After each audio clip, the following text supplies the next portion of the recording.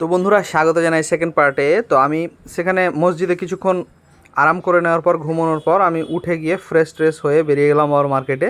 তো প্রথমে আমি সকাল সকাল খেয়ে নিলাম, 8:42 টাইম ছিল তখন। আমি রুটি আর সবজি খেয়ে নিলাম। খেয়ে নেওয়ার পর বেরিয়ে এলাম মার্কেটে জুতো কেনার জন্য। কিছু মার্কেট টার্কেট করা হলো। এবার মার্কেট করতে করতে প্রায় মোটামুটি 11:40 মধ্যে আমি আবার ভাত খেয়ে নিলাম, দুপুরের খাবারটা খেয়ে নিলাম। সেখানে ছিল ছোট মাছ ছিল, একটা সবজি ছিল, ডাল ছিল, ভাত ছিল। খেয়ে আবারও বেরিয়ে গেলাম মার্কেটে। মার্কেটে বেরিয়ে আবার কিছু কিছু মাল বাকি ছিল, সেগুলো আমি নিয়ে নিচ্ছিলাম। তো ধীরে ধীরে মালগুলো নেওয়া হচ্ছিল। আমি খুব তাড়াহুড়ো করছিলাম, মাল যত তাড়াতাড়ি নেওয়া হবে তত তাড়াতাড়ি ভালো আছে। তার জন্য আমি মালগুলো তাড়াতাড়ি করে নেওয়ার চেষ্টা করছিলাম। মালগুলো প্রায় আমি কিনেছি ওই 12টা পর্যন্ত আমার কমপ্লিট হয়ে গেছিলো মাল কেনা। তো বন্ধুরা ফাইনালি মাল কেনা কমপ্লিট। বস্তাও করে দিলাম, বস্তা চলে আসবে বাসে, নামিয়ে নেবো সকালে। আমার স্ট্যান্ডে ওখানে ফোন করে দেবো, টোটোওয়ালা এসে নিয়ে চলে যাবে। আমার চেনা জানা টোটোওয়ালা আছে। এবার এখন বাস ধরবো এবং স্টেশন বাড়ি যাওয়ার জন্য, ট্রেন ধরার জন্য। তো ঠিক আছে বন্ধুরা, দেখতে থাকুন। এবার চলে যাব শিয়ালদা স্টেশন। ট্যাক্সি হয়, বাসে হয়, যাতে হয়, চলে যাব স্টেশন। এবার সেখান থেকে আমার ট্রেন আছে।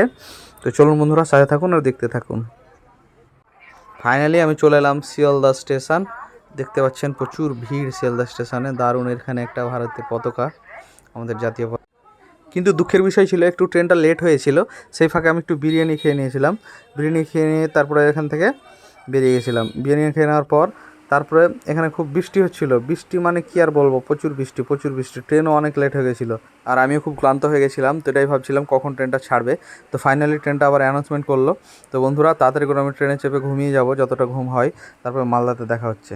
বন্ধুরা অনেক লেটের পর ট্রেনটি এসে পৌঁছালো মালদা সকাল 4:42-এ এবং আমরা নেমে গেলাম সকাল 4টায়। নেমে গেলাম, নেমে গিয়ে তারপরে এবার তাড়াহুড়ো করে বাড়ি যাব।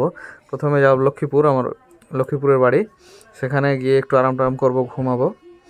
আর মাল আবার আমার যে মালটা নিলাম আজকে আমি কলকাতাতে, তো সেই মালটা বাসে দিয়ে দিয়েছিলাম। রাতে বাসে লেগে গেছিলো, সেটা রাতের মধ্যে মধ্যে পৌঁছে গেছে। আমি এখন কল করলাম বাসের কন্ডাক্টরকে। সে বললেন যে এখন বাস কলকাতায়, সরি এখন বাস মালদায়। তো মালদা থেকে আমার স্টপ ধরমপুর পৌঁছাতে সময় লাগবে। তো আমি টোটোওয়ালাকে ফোন করে দিলাম। টোটোওয়ালা আমার মামা হয়, মামাকে বললাম যে মামা মালটা মালদায় আছে। বাসওয়ালা বললো 40 থেকে 45 মিনিট লাগবে। তো মামা বললো ঠিক আছে আমি চলে যাচ্ছি। তো আমার আর টেনশন নাই, মালটা চলেও এসছে খুব তাড়াতাড়ি। অনেক সময় কী হয়, লেট হয়, কিন্তু আজকে অত চাপ ছিল না, তাই তাড়াতাড়ি মালটা লেগে গেছে বাসে। তো আজকে এই মালটা আমার পৌঁছে গেল, আমার আসার আগেই মালটা পৌঁছে গেল। এবার আমি বাড়ির দিকে যাওয়ার জন্য হাঁটছি, প্ল্যাটফর্ম নম্বরে 1। এ দেখুন মালদা স্টেশন। আমি স্টেশন থেকে এখন বেরোচ্ছি আর কি। স্টেশন থেকে বেরিয়ে গেলাম। বেরিয়ে যাওয়ার পর এখানে টোটো করে আমি চলে যাব বাড়ি ডাইরেক্ট। তো বন্ধুরা তারপরে আমি বাড়ি পৌঁছে গিয়ে একটু স্নান টান করলাম, মনটা ফ্রেশ করলাম আর কি। যতই হোক ট্রেনের সফরে মানে ভালো লাগে না, তাই এসে তাদের করে স্নান টান করলাম, একটু মনটা ফ্রি হয়ে গেল। তো বন্ধুরা আমার লাইভটি যদি আপনাদের ভালো লাগে, ব্লগটি, তো অবশ্যই ফলো লাইক করবেন, শেয়ার করুন, আমাকে সাপোর্ট করবেন। ধন্যবাদ বন্ধু, ভালো থাকবেন।